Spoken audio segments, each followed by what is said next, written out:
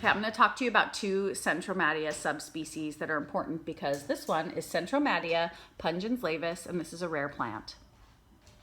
Okay, and this is Centromadia pungens, and this is a common plant. This is also called spikeweed or spike plant, and this one is called smooth tar plant. Okay, so let's talk about the characteristics of these plants and why we know what we know. Okay, so first off, if you're in the Asteraceae key or sunflower key, you know that this plant sure looks like a sunflower right away. Okay, the first step in couplet 1 and 1 prime is none of the flowers of the head with strap-shaped corollas that resemble spreading petals. Ligulate, flower 0, ray flowers 0, or 0 rays, basically. So as you see here, we have ray and disc flowers. These are ray flowers, these are disc flowers in the center. Okay, so we clearly have ray flowers. Again, this is the whole inflorescence. We have disc, we have ray. Okay, so that makes it easy. So basically, no petals or petals. So that takes us to 8 and 8 prime. Head composed of one kind of flower. Central flowers, sometimes smaller or less mature, but all bisexual and with same kind of corolla. Or are the heads radiate or composed of 2 flowers? So basically, are they different? So yeah, we have a head here that has both ray and disc flowers. So that's 2 different types of flowers in the head. So to compare, take a dandelion. Everyone knows a dandelion. It's full of just ray flowers. So it's termed liguliferous because it's just ray flowers. So that's the difference, okay? Okay, so now, since we know that, let's move on to 10 and 10 prime. So 10 says receptacle bearing scale-like bracts or palei that generally individually subtend disc flowers, sometimes only a single ring of palei separate ray and disc flowers. And this is the tricky part about tar weeds. Okay, first I want to quickly tell you what palei are, or palea are.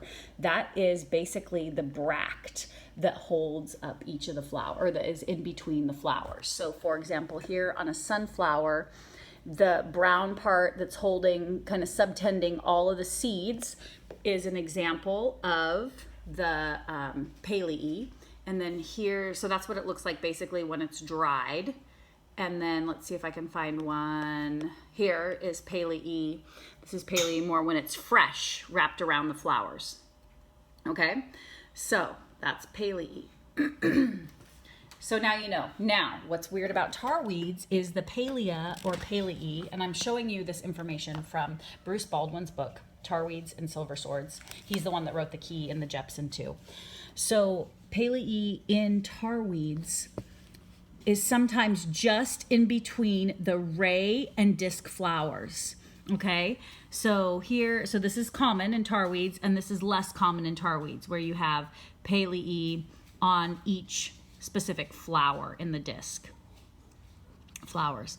So in this case, though, in the Centromadia that we're looking at, we actually have palei in here too, but normally you'd see this and you're looking everywhere for palei and you can't find it, but it's actually in between the ray and disc flowers.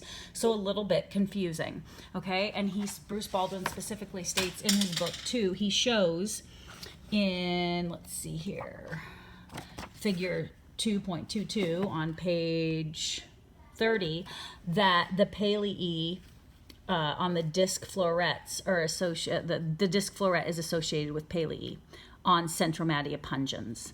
So you can see that he defines a lot of this tarweed information in this book really, really well.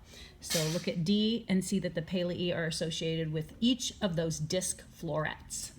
Okay, so anyways, that basically brings us down. We're gonna go to the tarweed group, which is group 10. And our filaries are in a 1 to 2 series, and each are subtended, each subtending a ray flower.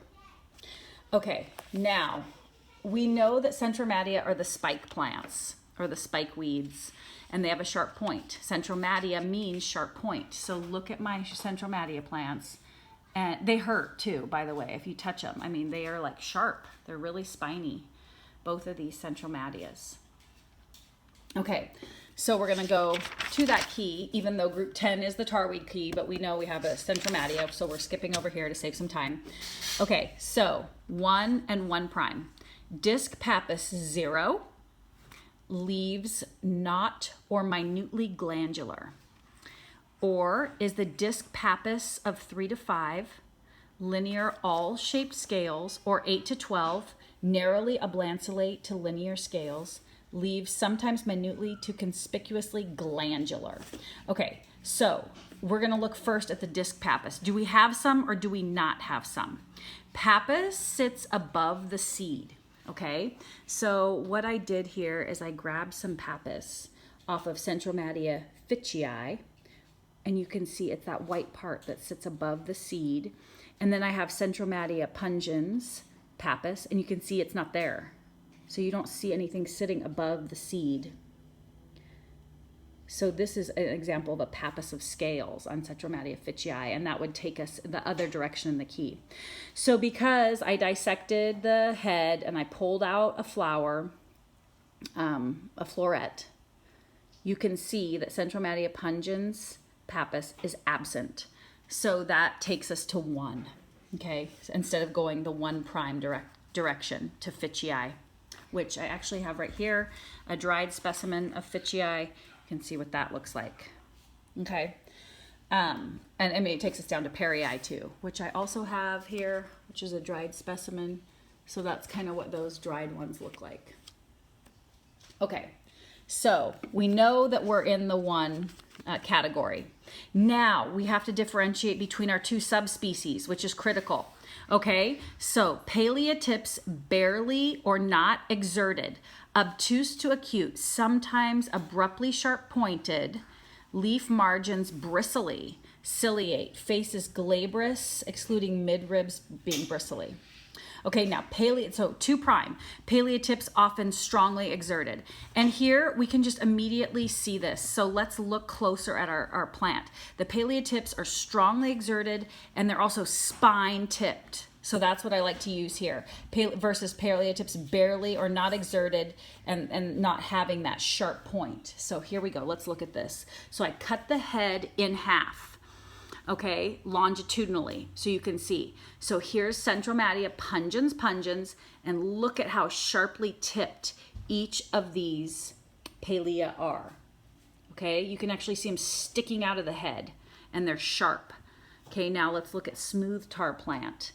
And you can see here, I kind of dissected it even tighter. You can see that there aren't any sharp pointing tipped palea on it. Okay, so what I'm going to do is I'm going to point to you. Point so you can see them. So here's the palea right there, and you can see it's not sharp tipped. Now let's look at the palea on this one here, and look at how sharply tipped it is on this common tarweed. Okay, common spikeweed. Okay, and then let's look at the plants one more time live so you can get the gestalt for being in the field. Okay, so again, this is Centromadia pungens laevis. It's rare. You can look at that head and you can see the palea aren't sticking out of the head. So that makes it easy. Even on like the buds, okay? So the buds don't have, you know, the newer plants that are just kind of starting to bud. Okay, and then here's some others more along. That one's more in bud. Here, this one's kind of this one here is kind of developing flowers. So it's a good one to look at. Okay, now let's go over to our common one. Okay, pungens. And let's look close. Okay, look at those palea spiking out. You can see they're spine tipped. Even the bud, let's look at these. They're just developing and you can see the spines everywhere. And look at the spines on this one. And then even, let's look at this one here. So again, this is a really super common tarweed. And you can see those spine tip palea. Okay, back to laevis, smooth tarplant, nothing like that. So I think you can just easily tell if you're in the field too, the differences between common pungens and Centromadia pungens laevis. Okay, I hope that helps with the Centromadia group.